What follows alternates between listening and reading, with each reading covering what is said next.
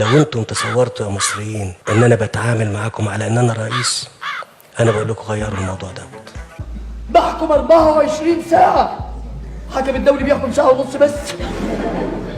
انا مش رئيس، انا مش رئيس. اتفضلوا شوفوا لي اي مواطن من الشعب اتكلم معاه. المواطن رقم 1591 يا فندم. خليه يتفضل. انت 1591؟ ايوه. ازاي ابوك 500؟ مات من الجوع. مات من الجوع تقوم تعيش في البذخ والفشخره اللي انت فيها دي؟ يا ولا البلد في تقشف يا ولا، يا تعيش يا بالنص الفوقاني يا التحتاني. المصري ما بيتفسحش يا طارق، المصري ما بيتفسحش عشان مش لاقي. عشان ايه؟ عايز ياكل. اتفضل جاوب على سؤال سيدي المواطن. هل انت من المؤيدين لي ولحكمي وحكومتي تأييدا مطلقا، واخد بالك يالا؟ أم أنك لا قدر الله من المعارضين؟ ولا تنسى أنت في قلبي. انا دايما اقول انا مستعد في كل سنه اعمل انتخابات في مصر، كل سنه اعمل انتخابات، والناس اللي قالت لا هسيبهم يمشي. الدكتاتور اللي يطلب تأييد الناس. شكرا لسيد الله.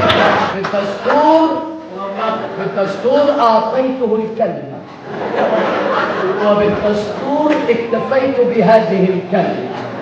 شكرا، روح يومك.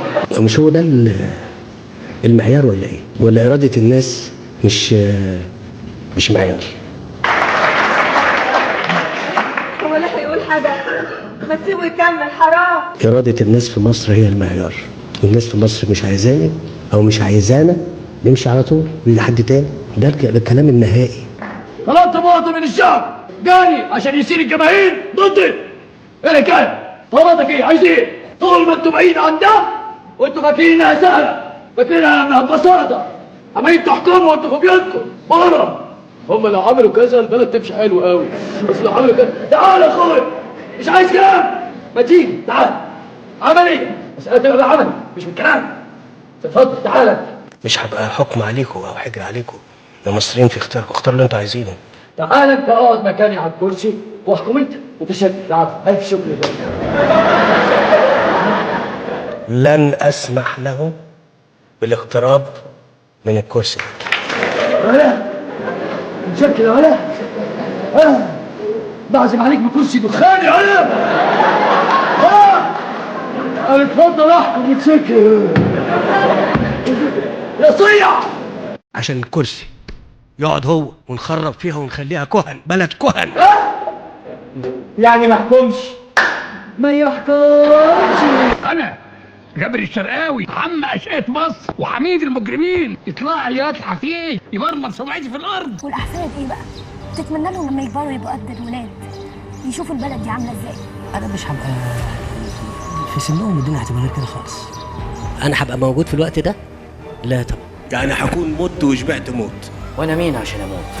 ده انا دكتاتور صغير يا دوب لسه في حضانه. تعطيل العمل بالدستور. بتهجى اول حروفي في القهر والاهانه، ومن كتر خوفي من الخوف من الجبانه والكذب والخيانه قلت اعمل دكتاتور. اتقدم لكم معلنا اعتزامي الترشح لرئاسه جمهوريه مصر العربيه، ولو اني لسالي كتير عشان اكمل علام واخد في ايدي الشهاده، شهاده الدكتاتوراه. ما تسمعوش كلام حد غيري، ولا ابلع بالحواه وافسد الحياه وادوس على الجباه. قسما بالله اللي هيقرب لها لا اشيله من فوق وش الارض، واشعل الحرايق واظلم الخلايق واطيح في خلق الله. هخلي الجيش المصري ينزل كل قرى مصر وابيد وهشيل كل الكلام ده. تعالوا نشوف ونقرا في كتاب الانسانيه انواع ملهاش نهايه من الديكتاتوريه. لو انتم تصورتوا يا مصريين ان انا بتعامل معاكم على ان انا رئيس، انا بقول لكم غيروا الموضوع دوت.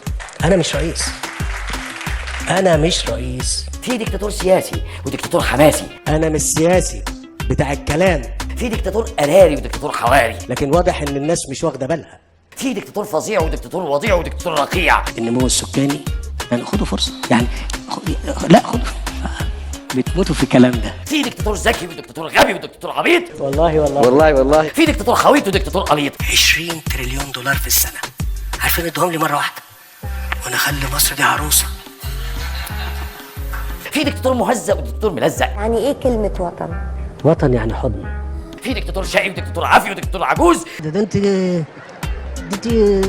ده انا ببص لك اتفائل مش في دكتاتور شجاع ودكتاتور جبان. تعملوا هاشتاج ارحل يا سيسي، ازعل ولا ما ازعلش.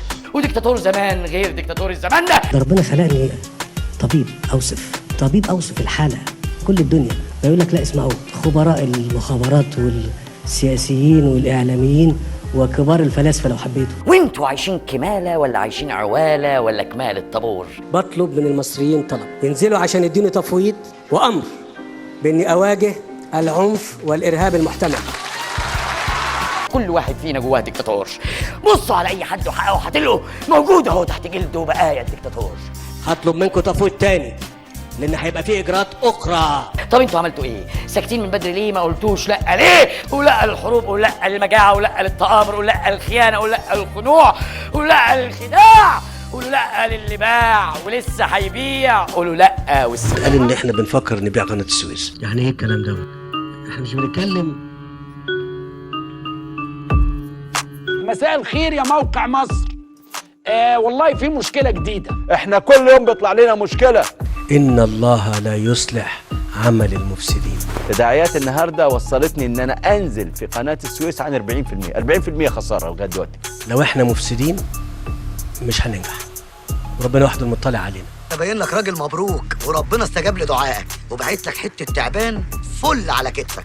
وانا على مدى الحلقات القادمه هوضح لكم بالتفصيل عن استهداف هذا الوطن وعن استهداف عبد الفتاح السيسي رئيس الجمهوريه. احنا ورانا حاجه غير التطبيل للناس. قول يا رب. خلاص يا عم انت هتطبل لحد ما تصدعنا ولا ايه؟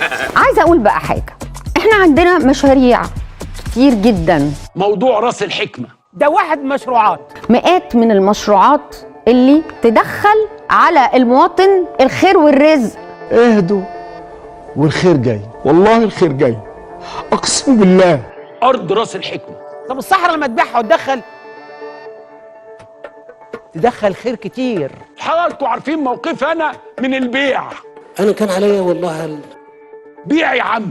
والله العظيم انا لو ينفع اتباع لاتباع.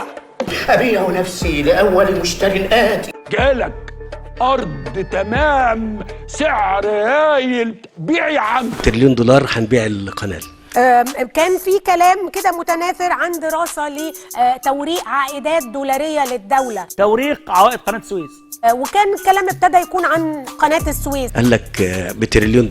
هجيب لنا فلوس سبحان الله. من ساعه ما قلت لي شغال معايا لا في فلوس ولا نيله. في قناه السويس اللي انا كنت متوقع منها 10.5 مليار دولار السنه دي. فقلت لرئيس الهيئه الاقتصاديه لقناه السويس معاك كام؟ قال لي معيش. بس ما احنا فرحانين برضه. هي دي مصر يا اولجا اللي حكيت لك عنها. اي حد ممكن يرشق في اي مصلحه. والله. يعني ايه توريق؟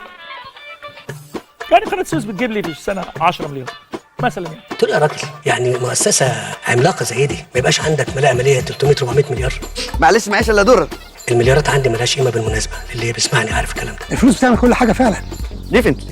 فانا باخد تمويل، بعمل سندات وباخد تمويل، وهذا التمويل مضمون بهذه العوائد. ما بص يا فندم، طول ما احنا فكرنا محصور ان انا همول الدين بدين انا رايح في داهيه. على راي المثل ماني توكس والشيت ووكس. ديفنتلي. ادي راس الحكمه الساحل الشمالي زي ما حضرتك شايف، مساحه كبيره بتاع 50 يمكن ولا 70 ألف فدان تقريبا. طب خدهم انت كده، خدهم كده بالبركه انت ورزقك بقى. يا طب راس الحكمه ده اخباره ايه؟ الناس كلها بتتكلم على انه الدين اتعملت على حاجه و40 ده استثمار، وان مصر هتستلم مقدم كاش 22. اسمه ايه؟ استثمار. لا انت لما تقول مصطلحات هتبهرني يعني تبقى مهندس. ده جايب لك فلوس مش هياخد منك فلوس.